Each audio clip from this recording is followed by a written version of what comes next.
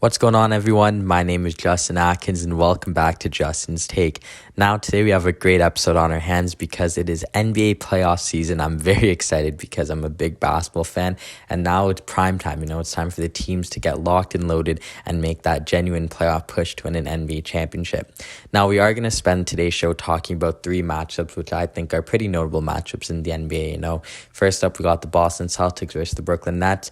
Then we got the Golden State Warriors versus the Denver Nuggets. And then finally, we got the Milwaukee Bucks versus the Chicago Bulls. So let's start off with the Boston Celtics versus the Brooklyn Nets and why I think this could be one of the most fun series to watch all playoffs. The Boston Celtics have had a pretty interesting season, to say the least. Now, at the start of the year, they were having a slow start. Jason Tatum wasn't really playing his best basketball. Jaylen Brown was balling out, but I don't know, something wasn't clicking with them. And, they did look like a team that didn't have an identity, if you will. I didn't really think that this team would do something in the playoffs, but at that moment in time, especially before the All-Star break, it didn't really seem like this team would do anything. I honestly thought that they were going to blow it up, maybe make some trades, but they stuck with their boys. And post All-Star break, I would say that the Boston Celtics were the best team in the East. Now, there was nothing that could stop them when they were in form, just winning game after game after game. And a lot of it has to do with Jason Tatum, who, like I said, after a slow start, he would lead the Celtics to a second place finish in the East. And oh my God, he has just been playing amazing basketball once again, because on his day, honestly, Jason Tatum is a top 5 scorer in the league, in my opinion, in terms of a shooter as well. He really is just unguardable. He's kind of like a mini version of Kevin Durant. Now, Tatum's season stats, he would finish with 26.9 points per game to go with 8 rebounds per game. So a really solid stat line for Tatum all around. And his partner in crime, Jaylen Brown, would have an amazing season as well, as he would average 23.6 points per game to go with 6.1 rebounds per game. Now, this is one of the better duos in the league, and they have honestly propelled Boston to where they are today. And there was a point in time in the season where Boston was actually first place in the East. It didn't last very long because I think despite their hot streak, they actually ironically lost and then got out of first place. So they would finish second place in the East. And it's just, honestly, it's such a really good season for them because of the way that they were able to bounce back. Like I mentioned, did have a really slow start, but they're able to bounce back and, key players making some key plays. So it's good to see, but I definitely would say that Tatum and Brown were the front center of that. And you know what? I hate this player, but I got to give a shout out to Marcus Smart. Now, I'm a Raptors fan, so I don't got to explain myself why I dislike Marcus Smart, but he is a hell of a player. And honestly, he is a front runner for Defensive Player of the Year this year. He is a finalist. He is in the top 3. And a lot of people, are making the argument that he will win it. Now, he's not my personal pick, but I might be a bit biased there because of the history that I have with him. However, he has been playing phenomenally, and he is dropping around 12 points per game as well. So Marcus Smart from 3, he's always been a good shooter. He is an effective shooter. And with the defense that he's playing, he's just providing, a lot of elite basketball. And he's like that spark that the Boston Celtics do need. And another player who's been pretty solid for them is Derek White, who they did trade for. Since joining the Celtics, he is averaging 13.2 points per game to go with 4.9 assists per game. So pretty solid numbers from White as well. So that's kind of like their main core, I would say. Well, it is now because we're going to get to another player in a minute, but these 4 players in particular to me have really stood out. They also have had a lot of good role players that have been stepping up this year as well. So Boston as a whole really just turned it around. But now the one player who has been honestly he's been their rock, if you will. A lot of Boston Celtics fans will tell you that Robert Williams has been very good this season. He's held it down. However, he will be missing the playoffs due to injury, so that is a huge blow for the Celtics. But like I mentioned earlier, the Celtics did have a slow start, but they've just been picking it up. And on their day, which has been every game really, it's been really hard to beat the Celtics. Now, I am a big Jason Tatum fan, like I did mention earlier. So I do kind of have a bias towards this team in that sense, where I'm going to support one of my favorite players in the league. However, with that being said, I do generally think that this team can go to the NBA Finals. Now, the East is very tight. The top 4, top 5 teams, either of them can make the run, honestly. But the way Boston have been playing has just been, it's been really fun to see because of how like inspirational, if you will, the comeback and then to just be in amazing form and finish second in the East was just amazing to see. So I think the Boston Celtics, they're definitely a solid team, and I can't wait to see how they do in the rest of the playoffs. Now, up next, I do want to talk about the Brooklyn Nets, and this team has had a roller coaster of a season. Now, coming into the season, they were probably the favorites to get out of the East. They had Kevin Durant, Kyrie Irving, and James Harden, who on paper, like that might be the best offensive big three that's ever been assembled. However, with issues with Kyrie Irving regarding his availability due to COVID-19 and his vaccination status, and the injuries of both Harden and Durant at times, it just wasn't working. And honestly, I don't blame Harden for leaving because he just wasn't enjoying it, it felt like, and he did force his way out of Brooklyn, so he was traded to the Philadelphia 76ers for Ben Simmons. Now, the Nets at one point were like a top team in the East, and I'm pretty sure they went on like an 8 or 10 game losing streak at one point and fell down to the 8th seed. They would almost miss the playoffs because they had to qualify through the play-in. However, as the season was ending, it was announced that Kyrie Irving would be allowed to play in Brooklyn despite not being vaccinated, and that's when a lot of things changed. Now, teams didn't want to see this team in the first round. The Milwaukee Bucks actually tanked their final game of the season, so they wouldn't face Brooklyn, and now it's Brooklyn versus Boston. So now I want to talk about some of the key players, some players I already mentioned, and so up first, Kevin Durant, the easy money sniper, the best scorer in the league in my opinion, averaged 29.9 points per game to go with 7.4 rebounds per game, and is truly unguardable. Now, I mentioned Jason Tatum earlier, and I said Tatum is like the mini Durant, but Kevin Durant is Kevin Durant. He's the real deal. Like I said, probably the best scorer in the league, and is truly unguardable. He's damn near 7 feet tall. He has an amazing shot. He could shoot it from the perimeter. He could drive to the net. He could hit the three. He is just such a complete shooter and a complete scorer. So he, on his day, for some people, is the best player in the league. And now if you think that Kevin Durant is the best player in the league, then I will not dispute that. He is amazing, and he's just having another great season after tearing his ACL a couple years back. Now I want to move on to Kyrie Irving, who, has been in a very, very, very interesting character in sports this year because of the vaccination that I just mentioned. But while he has been playing, he has been balling out and has been a nightmare for any opposing guards as he's dropping 27.4 points per game. So that is just, wow. Kyrie Irving, I don't even got to go on about him. If you're a basketball fan, you already know the vibes when it comes to Kyrie. Amazing handles, probably the best handles in NBA history. If you want to call that a hot take, then sure. But I truly think he has the best handles in NBA history. He's just so crafty. It's so hard to guard him. It's really impossible to guard him really as a point guard. Just the way he moves with the ball, the speed. He's so good at driving to the basket. He's so good at creating his own shot. And he's just been evolving as a player, I feel like, ever since 2016 when he did win the championship with the Cleveland Cavaliers. So Kyrie has been he's been phenomenal. I'm almost jumping the gun because up next we are going to talk about Seth Curry, the younger brother of Stephen Curry, who is having a career year. He's been very solid, and he was acquired from the Ben Simmons trade, and he's currently averaging 15 points per game. Now, Seth Curry is obviously not his brother, but don't give him, you got to make sure you give him his credit because he's still a phenomenal shooter on his day. And he's such a good asset to this team because he adds something that, I feel like is lost because Joe Harris is out, and Joe Harris was like their stretch shooter. But now you got Seth Curry, who is, I'm not going to say he's a better shooter in terms of numbers than Harris, but he does the job. So I'm really happy with Seth and how he's done. He used to go to Duke, and I'm a big Duke Blue Devils fan, so I've always supported him. And yeah, so I'm just happy to see him play on this team. And now finally, I do want to talk about Ben Simmons. Now, he does remain inactive with injuries, but there's been reports going around saying that he does want to come back during this playoff series. Now, if he does, I do not know, but I'm kind of like on the fence about it because he hasn't played basketball in so long. There's reports saying that he hasn't even played 5-on-5 basketball while he's playing for the Brooklyn Nets in practice. So I don't know what he's going to do, but whether or not the Nets have him or don't have him, they are still a very solid team. So I think this matchup is going to be very good. So now, speaking of matchups, I do want to dive into the actual series itself. So first up, I want to talk to you guys about the Kyrie Irving and Kevin Durant tandem and how they're going to match up against Jason Tatum and Jaylen Brown. Now, I think that this matchup is going to be very good because these are two of the better duos to do it in the NBA.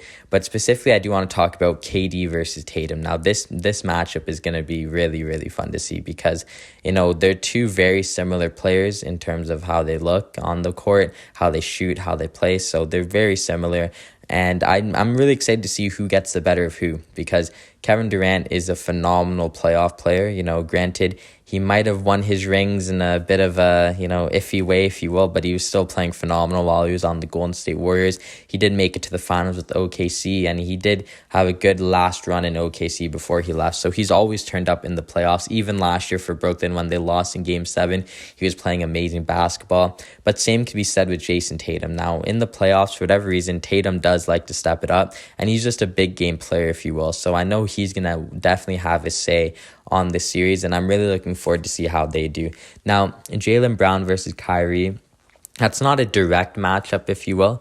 However, they're just both like the second options on the scoring tandem, if you will. But honestly, these two players are capable of outscoring the two players who I mentioned earlier. Kyrie Irving, he could just go for 40 points a night and just have just have a shooting clinic. Same with Jaylen Brown. And Jaylen Brown also offers a lot on defense as well. And he has just amazing grit and hustle. So that'll be nice to see how these two duos match up. But I'm really excited to see KD versus Tatum.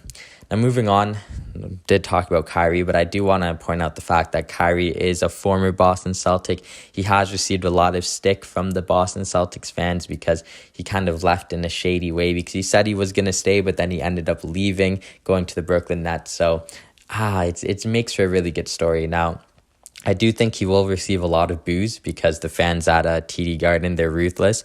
And I am expecting Kyrie to, kind of clap back. We've seen him in the past yell at fans who have taunted him. He's always voiced his opinion. And that's something I love about Kyrie. He doesn't shy away from the media. He doesn't, pretend, if you will, to be someone that he's not. He's just like all for it, and he's just someone who I could acknowledge and appreciate as like a real human being. So I'm excited to see how Kyrie takes on I wouldn't call it the pressure, but the stick and like the attention that he's going to get from the fans. So I'm definitely looking forward to see what Kyrie has to say during the series. And finally, who do I got? Now, this is going to be a really fun series to watch. Teams are pretty even, if you ask me. And I am kind of biased towards Jason Tatum, but I also do love Kyrie Irving, so it's really hard for me to, see this without a biased eye, because I have so much love for those two players specifically. But who I think is going to take the series, I'm going to give the edge to Brooklyn. Now, it's a tough call because Brooklyn have been struggling this season compared to Boston, who have been on fire. However, I think that if Brooklyn could take one game in Boston, I think in their now home arena in Brooklyn, I think Kyrie's going to turn it up because he hasn't played there all season. So I think he's going to want to play his best basketball in front of the home fans. And I just think he's inevitable. He could honestly be the best player in the series if he plays well and plays up to his standards. So with that being said, it's going to be a close one, but I'm going to go the Brooklyn Nets in 7 games. Now up next, I do want to talk about probably my favorite series besides the Raptors Sixers, probably my favorite series of the first round. That is the Golden State Warriors versus the Denver Nuggets. Now, the Warriors, we got to give them a proper intro. Shout out to Flight Reacts. The Golden State Warriors, they got Steph, look at Curry, man. They got Klay Thompson. They got Jordan Poole. They got Draymond Green. They got Andrew Wiggins. They got Andre Iguodala. And the rest are nobodies. But yeah, no, let's talk about the Golden State Warriors right now. Steph Curry, oh my God. And I tell you guys that this guy might just be the best point guard of all time. He just might be that. He's the best shooter of all time. He broke the all-time three-pointers made record this season. And he's just been playing amazing, averaging 25.5 points per game and 6.3 assists per game. He's having another stellar season. And I feel like all the Curry doubters the past couple years have just gone quiet because there's been a lot of doubt, a lot of hate on this man's name. But he has just been playing amazing basketball. And the Golden State Warriors at one point were first place in the West. Now, they did finish in third with a 53-29 record. However, they did deal with a lot of injuries. Draymond Green, Curry, Klay, James Wiseman still isn't back. So they have dealt with a fair bit of injuries. So we can give them a pass on dropping to the third place seed. But yeah, Curry's just been playing phenomenal basketball. And Klay Thompson, made his phenomenal comeback this year, playing his first basketball since the 2019 finals against the Toronto Raptors. He would average this season 20.4 points per game. And yeah, honestly, he's just another solid player. Klay Thompson, he's probably a top 5 shooter of all time, for being honest. I'd say probably go Steph, Ray Allen, and you could probably put him at third. You could put Reggie Miller at third and then Klay at 4, whatever you want to do. But Klay Thompson is just, since he's come back, he hasn't been like the same player because, 2 years off in the game, but he's still been very solid. So I'm really happy to see the Splash Brothers back. And this is a team, or I should say a duo specifically, that won 3 championships together in the past. So they know what it takes to win. Mark Jackson called them the best shooting backcourt in NBA history way back in the day, and it turned out he was right, because look at what they went on to become. So the Splash Brothers, they're back, and that's not a nice sight to see for any team, especially a team in the West who wants to win the NBA championship. Now, we talked about the Splash Brothers. Well, do they have a third brother? Maybe like a little nephew kind of thing? Because Jordan Poole this year has been balling out. In my opinion, he should be nominated for Most Improved Player of the Year. We'll have to wait and see what happens. But he's averaging 18.5 points per game. And he was a player who, was standing out towards the end of last season. But this year is really, taking it to another level. Klay Thompson did say that Jordan Poole in practice is an amazing shooter. He's even beating Klay Thompson in shooting drills. That's how good he is. So, Jordan Poole has just been like that. Like I said, the third Splash brother, maybe, or like the Splash nephew. He's been killing it. So I'm really happy to see Jordan Poole's progression, because he's a player who I have been following for a long time. I'm happy to see him. Now, got to talk now about Draymond Green, who, He's an interesting one, because he has gone on record to say that he's the best defender in NBA history. Now, I'm not going to say that. However, he is a phenomenal defender, because he guards all 5 positions at an elite level. He's been one of the best defenders in the league this year once again, and has really held it down for the Warriors. Now, he was injured to end off the season, I'm pretty sure. However, he will be back in the playoffs, to my knowledge. I'm pretty sure, to my sources at least, he will be back. So, with that being said, Draymond will be back, and we're going to have Klay, Steph, and Draymond once again, just like old times. And now, we do got to give a quick shout out to our fellow Canadian, Andrew Wiggins. He was an all-star this year, made the starting lineup, which was very, very questionable. But, we love Andrew Wiggins out here. So he averaged 17.2 points per game as well. So there's a lot of great scorers on this Warriors team. In the past, when they did have Kevin Durant as well, obviously best scorer in the league. But, you got Steph Curry, Klay Thompson, Jordan Poole, and Wiggins, who could give you a minimum of like 15 a night, especially, Curry and Klay probably upwards of 20, but Poole and Wiggins could give you close to 20 points as well. So, I'm really excited to see how this team does against the Denver Nuggets. Unfortunately for the Nuggets, which we'll get into, they might be a bit out of their depth, but I'm just really excited to see how this Warriors team does in this year's playoffs. They're kind of a dark horse now, if you ask me, because they were first place once upon a time. However, I think now with the resurgence of the Memphis Grizzlies and the Phoenix Suns remaining solid at the top, I think people are kind of forgetting what the Warriors got, and I'm really excited to see how this team does in the playoffs. So now I want to talk about the Denver Nuggets, and specifically Nikola Jokic. What an amazing season this guy's having. In my opinion, the MVP of the league. He's averaging 27.1 points per game, 13.8 rebounds a game, and 7.9 assists per game. And he's a center, and he could do it all. This guy is extremely fun to watch. He's the first player in NBA history to get 2,000, 1,000, and 500. It's just insane. And Nikola Jokic, he's going to win back-to-back MVPs. In my opinion, he deserves it. And the Nuggets, this is what really, kind of triggers me, if you will, because I'm a very competitive person when it comes to, sports, whether it's supporting a team or playing a sport or yada, yada, yada. And I get injuries, but Jokic did this without the second and third option on the team, because Michael Porter Jr.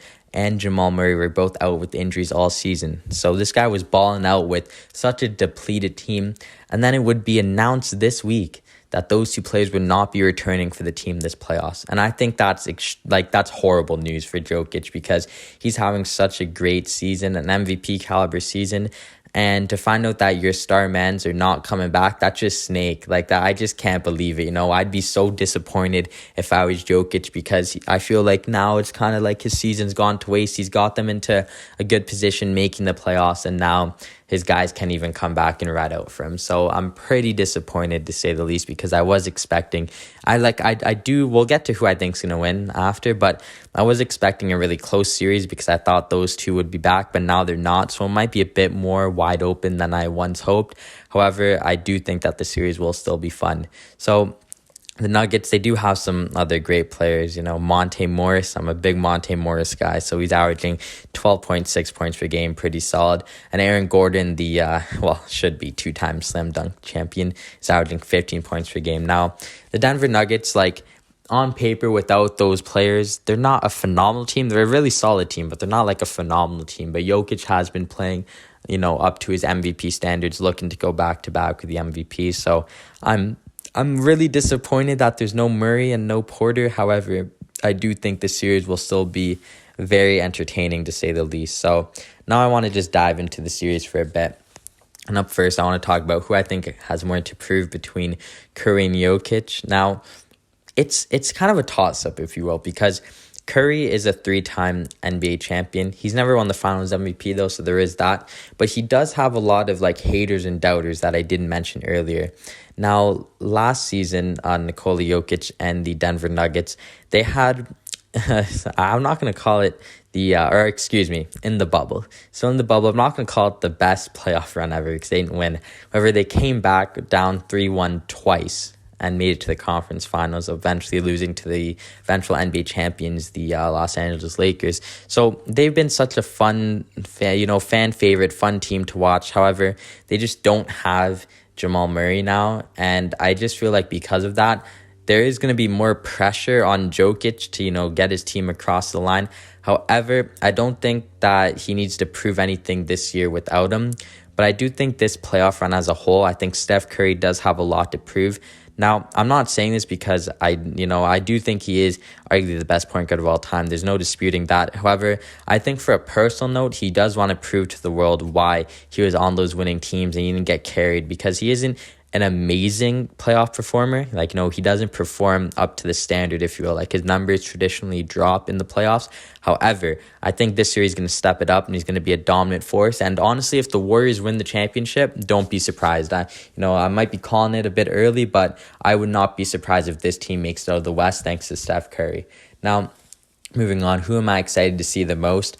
Honestly, you guys heard my intro. I'm really excited to watch this Golden State Warriors team in the playoffs. It's been a wild season for them, wild ride without, Klay Thompson for majority of it. Curry was battling with injuries, no James Wiseman. Draymond's been in and out of the team. But I'm so excited to watch this team finally in the playoffs. Once again, granted, they did kind of ruin the league for a bit with being so dominant, but at the end of the day, you got to respect the greatness, and I'm so excited to watch this team back. Specifically, though, I do want to talk about Jordan Poole for a little bit. He's been playing amazing basketball. If he gets nominated, I think he's my pick for most improved player of the year, honestly. I'm just really impressed with Jordan Poole, and I want to see how good he does this playoffs. Now, we do usually see some players step it up in the playoffs for each team, and that could be the recipe to success, and I do think Jordan Poole has the capacities to be that for the Golden State Warriors, so I'm excited to see. And now finally, who do I got winning the series? Now, I did say earlier that this was probably my favorite series besides my Raptors and Sixers. However, that doesn't mean I think it's going to be a close series. And now because of Murray and Porter missing this and the Warriors pretty much being at full strength, I got to go with the Warriors in 5 games. I do think Denver will win 1. However, I just think that it's Curry and Clay's and Dre's and all those guys' series to lose, and I do believe they're going to win it in 5 games. It's unfortunate because I do want to see more of this Denver group because I do think they have a really solid foundation. However, with Murray and Porter being out, they're just letting down Jokic, and I don't see them putting up that big of a fight. They're going to stay in it, obviously, but I don't see them pulling off the upset, sadly. So I got the Golden State Warriors in 5 games over the Denver Nuggets. Finally, and I had to talk about them, the defending champions, the Milwaukee Bucks, are taking on the Chicago Bulls.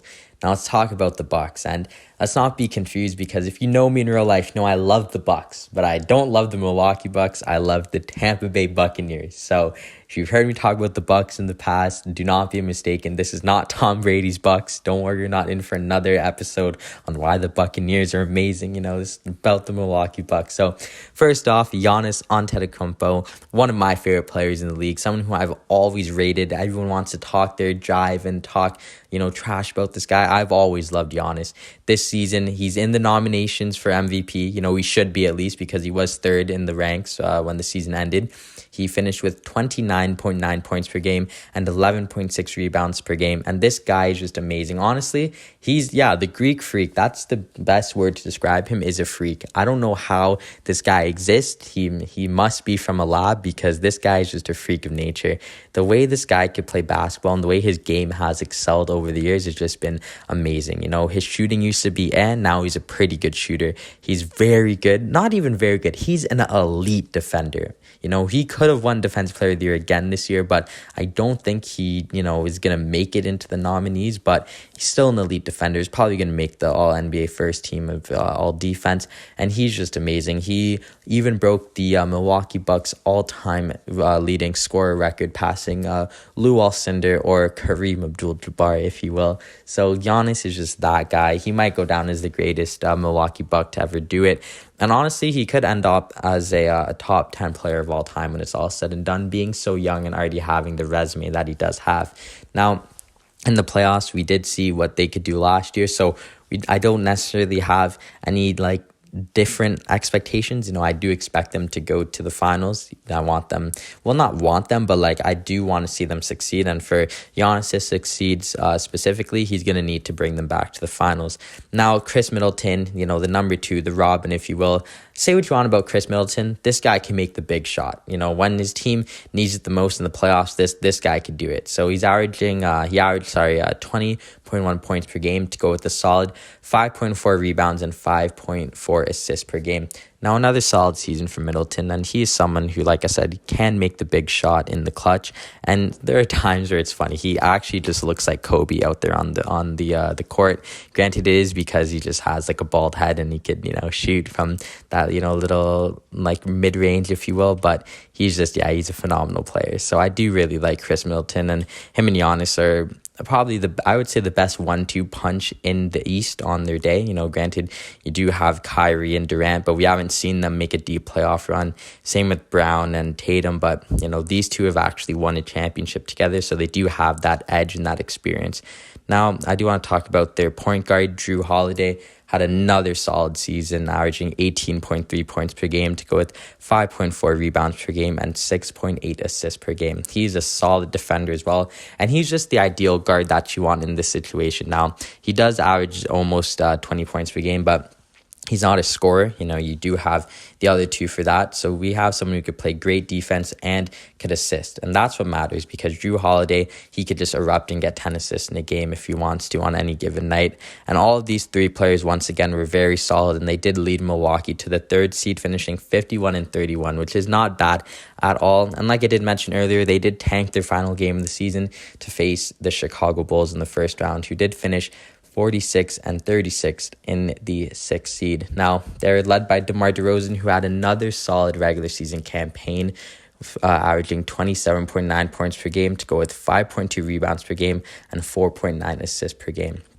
Chicago Bulls also have Zach LaVine, who had another great, I wouldn't say it was... Well, I would still say it's a great year, but it's a very quiet year, if that makes sense. He averaged a quiet 24.4 points per game, which is still very solid. And you know what? He's been a player who I have doubted in the past. I've always given him stick, but still averaging pretty much 25 points per game is very solid for him. And another player who they did acquire this year via trade, Nikola Vucevic. He did average 17.6 points per game to go with 11 rebounds per game. So he's a very solid center. I do really like Vucevic. He used to be on the Orlando Magic. And when the Bulls got him, it was a really good signing, because he's a solid player and he just grabs those rebounds, averaging 11 per game, like I said. So that's a good pickup for them. So that's kind of their little core. They do got some other good role players, such as Kobe White and Alex Caruso. White did average 12.7 points per game. And honestly, on his day, like, he is a walking bucket. He can, if he is the primary scorer, we have seen what he could do at UNC specifically. Back in college, he did break the Michael Jordan single season record for scoring at the University of North Carolina. So we know what he could bring to the table. And I just think he does play a nice role on this team. And then Alex Caruso was acquired from the LA Lakers. Or I shouldn't even say acquired. He was just signed. He left the Lakers for the Bulls. And he's just such a fan favorite player. He's so fun to watch, and he does his job. Now, the main talking point for the Bulls is that they will be without Lonzo Ball. Unfortunately, their star point guard, who has been playing is probably the best ball of his career this season, no pun intended. He's just been balling out. And unfortunately, they will not be with Lonzo Ball this playoffs. Now, I'm not going to say that that's going to cost them, because I'm just going to reveal it now. I do have the Bucks winning this series easily. However, Lonzo Ball was very solid, and he was helping them out a lot. So that's a tough loss for them. But yeah, honestly, the Bulls, a very, very good season for them, making the playoffs for the first time since 2015, I do believe, 2015, 2016. So it's a very, good season for them, good progress. And I think from here, they really could build on a foundation. But it's unfortunate that they did match up with Milwaukee in the first round, and no Lonzo Ball doesn't help their case either. So now let's dive into the actual series itself. Now, who do I want to see play the most? And that has to be DeMar DeRozan. Now, this guy's had a lot of history, doing amazing in the regular season for the Toronto Raptors specifically, and then just not coming up in the playoffs. And ultimately, that's why the Raptors did trade him for Kawhi Leonard, and we got a championship out of it. So I'm definitely going to have my eye on DeRozan after having another stellar regular season. Like I mentioned, 27.9 points per game is absolutely elite. His mid-range, he just does not miss from the mid-range, it feels like. And he was once in the MVP categories. I feel like he finished in the top 10, maybe not top 5, but, still a very solid regular season. However, I'm just not sold. And I love DeRozan. I respect him. I love everything he did for the city of Toronto, but I'm just not sold. And I just want to see how he's going to do in this series. Will he come up short once again, or will he actually propel them? Now, we're going to get into my exact thoughts on who's going to win, but I don't think the Bulls are going to win. So he might play amazing and they might lose, but I think if he averages like 25 points per game but they lose, that's still good for him personally, because he's like never done that in the playoff series. So DeMar DeRozan is definitely who I have my eye out on the most, and especially being a former Raptors fan, I'm definitely going to be cheering him on, hoping him nothing but the best. However, I'm just not sold. Now, Giannis. I do want to talk about Giannis and how I expect him to play. I think he's going to be playing elite. Giannis Antetokounmpo, on his day, could be the best player in basketball. He definitely has the MVPs to prove it, the finals MVPs, Defensive Player of the Year, the championships. I could honestly make a whole podcast series on why I love Giannis Antetokounmpo, and it would be very long, to say the least. So I'm excited to see him play. I think he's going to be balling out. He'll probably be the best player in the series once again, because last year he was just doing that in every single series, and now this series back again. I'm expecting some great defensive performances too. I feel like he's going to shut out whoever he's guarding, and whether it's like Bruce Fike, or if he gets switched on to DeRozan, or if he has to guard Levine, which I don't know if he will, but I definitely think that he's a nightmare for anyone who has to come up against him on offense, and he's going to be guarding them on defense. So I'm really excited to see how Giannis plays.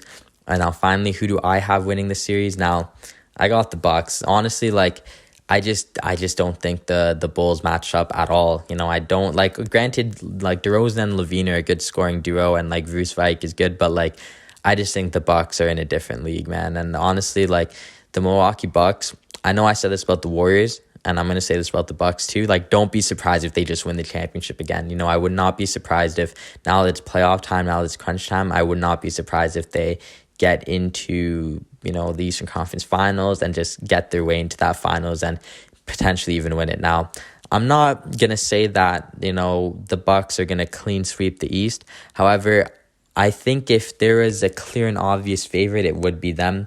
I know they did not finish in first. However, I just think that if they did have to face a Miami Heat or Philadelphia 76ers, I just think that they got the edge. And I feel like they're I would say on paper and based on last season, they're the undisputed best team in the East, with everyone else playing second fiddle. So I'm really excited to see how this team does do and if they could go all the way once again. But yeah, I do expect the Milwaukee Bucks to win this series with ease. So that's going to do it for me today, guys. Thank you so much for listening to my thoughts and opinions on these solid NBA matchups. Now, in a future video, we will be talking about the NBA once again, probably in the second round or maybe even late first round, depending on how some of the other series go. So we will be having this on the radar for sure. I'm just excited as a big basketball fan to see how the playoffs go. The playoffs are always top tier, top-notch basketball. And once again, I'm looking forward to just some amazing series and games all around from both the East and the West. Now, down below, I want you guys to let me know who you think is going to win the NBA Finals along with your picks for this series. Let me know if you agree with me or disagree with me and give me all your feedback down below. But once again, my name is Justin Atkins. That was Justin's Take, and thank you guys so much for listening. Have a good one.